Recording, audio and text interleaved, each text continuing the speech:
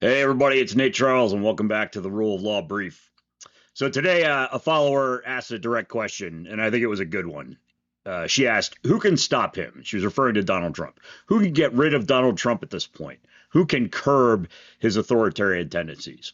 It's the right question to ask right now because the constitutional system that we have was never designed to handle a president like Donald Trump who rejects the idea that the law applies to him. The Constitution creates a simple set of interlocking restraints. Courts issue binding rulings.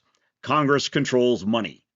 The executive executes the law. The design is intentionally dull, but this system assumes that the president respects judicial authority. For 200 years, even the most aggressive presidents accepted limits once a federal court said stop. Not because they liked it, but because the compliance is the glue that holds the entire system together. Trump has shown that that system only works if the person in the Oval Office believes in the rule of law. And he doesn't. When the courts have declared his actions unconstitutional, he treats their orders as political problems, barely even a stumbling block, not legal commands. That's authoritarian logic. The law only limits you when someone can physically force you to obey it. Short of a man with a gun and an ultimatum, Donald Trump ignores that constraint. Congress briefly exercised the power of the purse by refusing to pass a budget. That is one of the bluntest constitutional tools that they have. For about 6 weeks, it mattered until key Democrats folded when it became politically uncomfortable. They funded the government despite the fact that withholding funding was the only leverage that they had against unlawful executive behavior. Once they caved, that check on Donald Trump's power died. Now, Congress does have another tool, a more direct one: impeachment and conviction. The House alone can pass articles of impeachment, but impeachment doesn't remove a president. The articles then go to the Senate for trial conducted under the Chief Justice of the U.S. Supreme Court. The senators then act as a quasi-jury and vote on conviction. Now, in theory, this process is supposed to comply with a legal standard. Has the president committed high crimes or misdemeanors? It's supposed to be detached, objective, and rooted in constitutional duty. But in modern practice, that's not how Congress behaves. Impeachment has devolved into a political performance aimed at pleasing the cameras and the voters back home. And yet, and this is critical, the political nature of the process doesn't change the underlying facts. At this point, Trump has unquestionably committed high crimes and misdemeanors.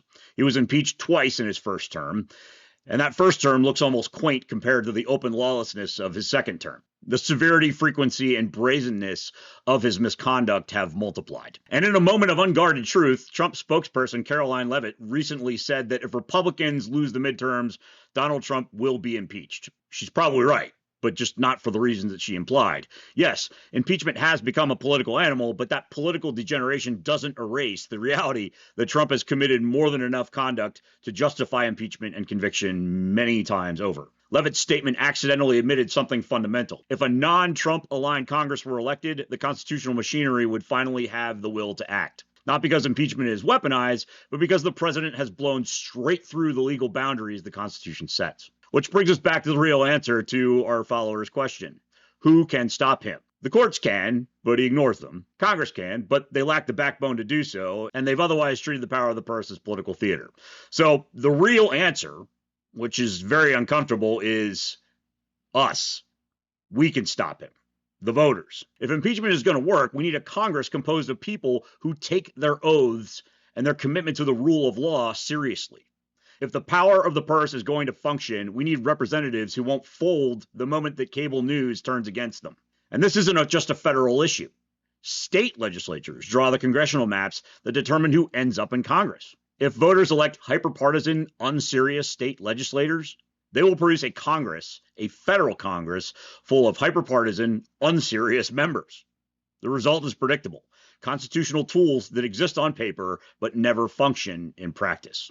So the question isn't simply who can stop Donald Trump. The question is, why do we, the people, keep electing representatives who refuse to use the constitutional powers they already have? Because the blunt truth is this: the Constitution is only as strong as the voters who choose the people entrusted to enforce it.